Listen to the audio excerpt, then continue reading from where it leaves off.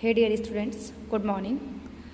इसका पहले वाले वीडियो में हम लोगों ने इस चैप्टर को कंप्लीट किया था जो नेटिव एजुकेशन है। आज हम लोग इसके एक्सरसाइज को कंप्लीट करेंगे। ठीक है, तो इसका फर्स्ट जो एक्सरसाइज है वो मैच द फॉलोइंग है। मैच द फॉलोइंग जिसमें फर्स्ट है विलियम जोन्स।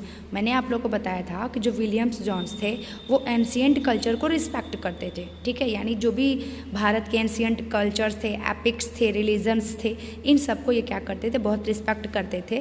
तो हम लोग विलियम जोन्स को एंशिएंट कल्चर से मैच कर देंगे। सेकेंड है रविन्द्रनाथ टैगोर। आप सभी जानते हैं, मैंने आप लोग को स्टडी में कंप्लीट किया है कि जो रविन्द्रनाथ टैगोर है ये हमेशा नेचुरल एजुकेशन पे यानी नेचुरल इन्वायरमेंट पे फोकस करते थे। तो इसको हम जाएंगे learning in a natural environment. Third है हमारा थॉमस मैकॉले। थॉमस मैकॉले यही हैं जो भारतवर्ष में माध्यमिक स्तर में मिडिल क्लासेस में इंग्लिश यानी जो एजुकेशन का माध्यम था, जो वे था, इसके पहले हिंदी था। 1854 के पहले जब थॉमस मैकॉले आते हैं ईस्ट इंडिया कंपनी के द्वारा, ईस्ट इंडिया कंपनी के सेक्रेटरी रहते हैं, तो उसके बाद थॉमस मैकॉले क्या करते हैं, promotion of the English education, यानी भारत में ये इंग्लिश एजुकेशन को प्रमोट करते हैं। इसके बाद हम जाएंगे Mahatma Gandhi. You everyone know that Mahatma Gandhi हमेशा इंग्लिश एजुकेशन को क्रिटिसाइज़ करते थे, उनकी आलोचना करते थे, उनके आलोचक थे ये, और ये हमेशा बेसिक एजुकेशन मांगते थे, बेसिक शिक्षा मांगते थे। एंड द लास्ट है पाठशाला। पाठशालाओं में गुरु पढ़ाया करते थे। तो ये हमारा मैच द फॉलोइंग कंप्लीट होता है। नेक्स्ट पे अगर हम चलते हैं तो देखिए नेक्स्ट है हमारा true and false, state whether true और फॉल्स। तो फर्स्ट है इसमें जेम्स मिल वाज अ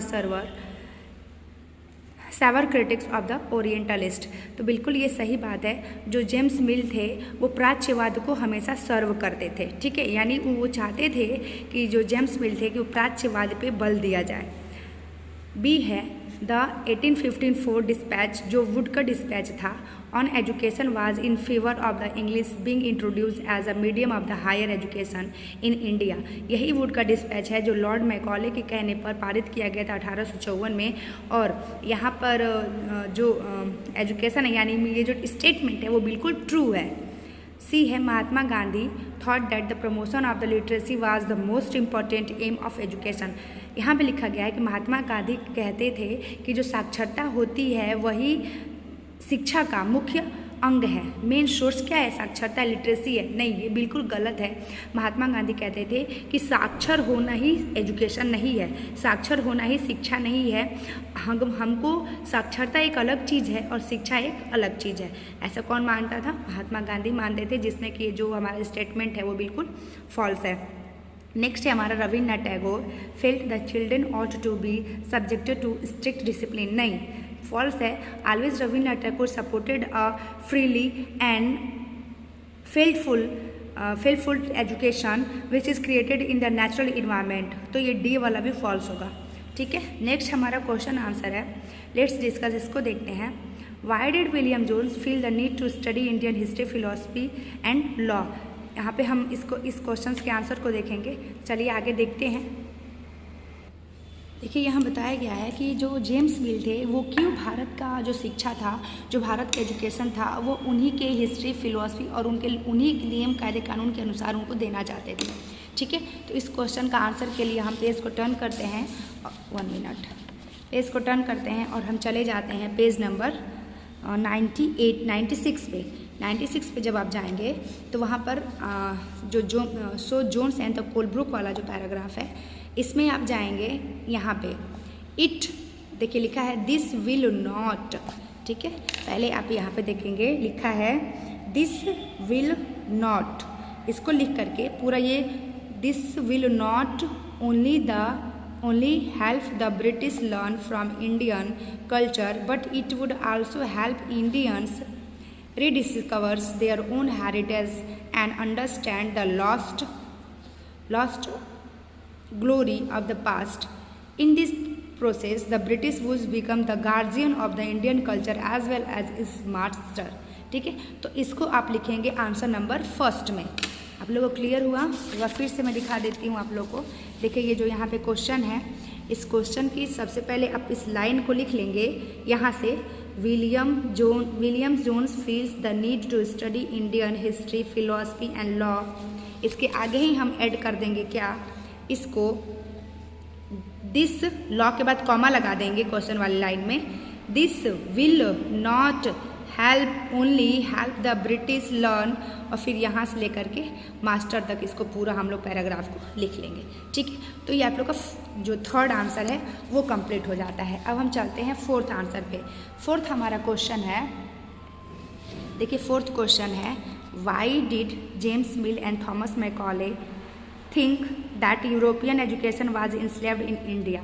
तो इस आंसर को लिखना होगा तो सबसे पहले हम लिखेंगे James mill and Thomas Macaulay, think को थॉट में चेंज कर देंगे, thought that European education was thought के बाद हम द यूरोपियन एजुकेशन यहाँ तक लिखेंगे। ठीक है, इसके बाद हम चले जाएंगे, देखिए इसके आंसर्स बहुत बड़े बड़े हैं तो मैं लिखवाने लगूंगी तो बहुत लंबा वीडियो हो जाएगा, इसलिए मैंने बुक पर टिक लगा दिया है। ठीक है, क्वेश्चन नंबर 4 के लिए हम चले जाएंगे, आंसर नंबर 4 पेज नंबर 98 पे, 98 पे चले जाएंगे और फिर वहाँ से जो क्वेश्चन की लाइन मैंने बताया है वहाँ तक आप लिख लेंगे यूरोपियन एजुकेशन तक। उसके बाद लिखेंगे वुड इनेबल, यहाँ से लिखेंगे would enable Indian to recognize their advantage, the flow from the expansion of the trade and commerce and make them see the importance of the developing the resources of the country। तो यहाँ ये देखिए ये first है, उसमें आप लोग क्या करेंगे, इस क्वेश्चन आंसर में नंबरिंग करके लिखना है 1 2 3 करके, तो ये नंबरिंग 1 है, यहाँ पे ये फर्स्ट नंबरिंग है। इसके बाद है जब आप कंट्री तक लिख लेंगे तो इसी में सेकंड यहाँ पे लिख देंगे जो इंट्रोड्यूसिंग देम है, ये सेकंड टॉपिक आपका हो जाएगा, कहाँ तक, यूरोप तक। सेकंड आपका है introducing them to European ways of the life would change their taste and the desires and create a demand of the British good and for Indians would begin to appreciated and buy things that were produce in Europe. इसको आप लोग second number पे लिखेंगे और third number पे आप यहाँ से लिखेंगे उसी वाले फर्दर पैराग्राफ है आपका। थर्ड है European learning would improve the moral character of the Indian, it would make them truthful and honest and thus supplied the company with civil servants who could be trusted and dependent upon. The literature of the East was not only full of the grave error, it could also not instill in people a sense of the duty and the commitment of the work, nor could it develop the skills required for the administration। यहाँ तक ही आपका third हो जाएगा, तो इस तरह से आपका ये आंसर भी कंप्लीट हो जाएगा। अब हम नेक्स्ट क्वेश्चन पे चलते हैं। जो नेक्स्ट क्वेश्चन है, why did Mahatma Gandhi wanted to teach the children handicraft. तो इसके लिए हम चलेंगे पेज नंबर, यहाँ पे है पेज नंबर 103 जो है, यहाँ पर मैंने लिखा भी है कुछ लाइन, इसको आपको लिखना होगा। देखिए हम यहाँ से स्टार्ट करेंगे, आंसर 5 जो है वो यहाँ से हम स्टार्ट करेंगे। पहले तो हम क्वेश्चन वाली लाइन को देख लेंगे, पहले हम क्वेश्चन वाली लाइन को लिख लेंगे। देखिए क्या लिखेंगे, why did Mahatma Gandhi wanted to teach Indian handicraft. आप लिखिएगा Mahatma Gandhi wanted to teach children handicraft because, इसमें हम बिकॉज ऐड कर देंगे और इसके बाद लिखेंगे बिकॉज ऐड करके, because this would develop their mind and their capacity to understand. फिर इसी में आगे लिखेंगे this would also enable them to know how different things operated, full stop. इसके आगे लिखेंगे this would help them to have lived experience and practical knowledge. इस तरह से आपका ये भी आंसर कंप्लीट हो जाएगा। नेक्स्ट है आपका question, why did Mahatma Gandhi think that the English education had enslaved Indian. तो इस पर आप लिखेंगे Mahatma Gandhi thought that English education, इसके बाद लिखेंगे क्रिएटेड, यहाँ पे है इंग्लिश एजुकेशन, पेज नंबर 103 पे ही है, क्वेश्चन वाली लाइन लिखने के बाद लिखेंगे created a sense of inferiority in the minds of the Indians, it made them see western civilization as superior and destroy the pride they had in their own culture। इसके बाद culture के बाद full stop कर देंगे। उसी में आगे line आप क्या लिखेंगे, देखिए जो मैंने लिखा हुआ है, यहाँ पर लिखा है मैंने, 10 charmed by the West and by everything coming from the West, the Indian education the Indian educated under the colonial system would end up being by admirers of the British rule in India, thus willingly forgetting their enslavement and enslaving themselves। ठीक है, तो ये आपका जो answer है वो complete हो जाएगा, यानी कि आपके जो पूरे टोटल क्वेश्चन आंसर थे ये कंप्लीट हो जाएंगे और इस तरह से आपका पूरा पैराग्राफ पूरा ये चैप्टर जो है वो फिनिश हो जाएगा।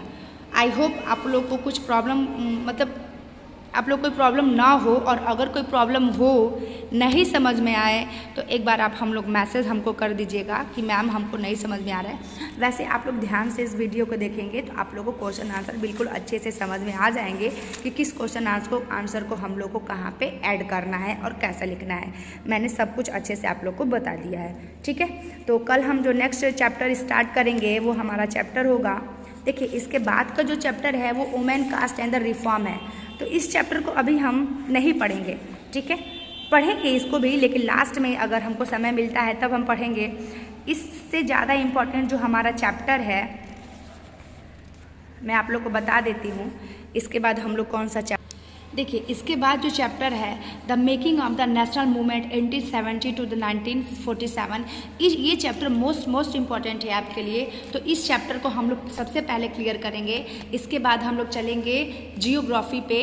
तो जब ये सब कुछ कंप्लीट हो जाएगा और लास्ट समय में जब हम लोग को समय मिलेगा तो जो 2 चैप्टर्स हमारे हैं अभी इसके पहले के हमने जो लेफ्ट किए हैं उसको हम लोग कंप्लीट करेंगे और पूरी कोशिश करेंगे कंप्लीट करने की। बट इस चैप्टर को पढ़ना हमारे लिए ज़्यादा इम्पॉर्टेंट है, तो इसको हम लोग कल पढ़ेंगे। ठीक है, तो आप लोग इसको रीडिंग लगाइएगा घर पे और मैं कल इस चैप्टर को आप लोग के सामने क्लियर करूँगी। आज के लिए इतना ही। Okay, bye student, take care, be safe at your home.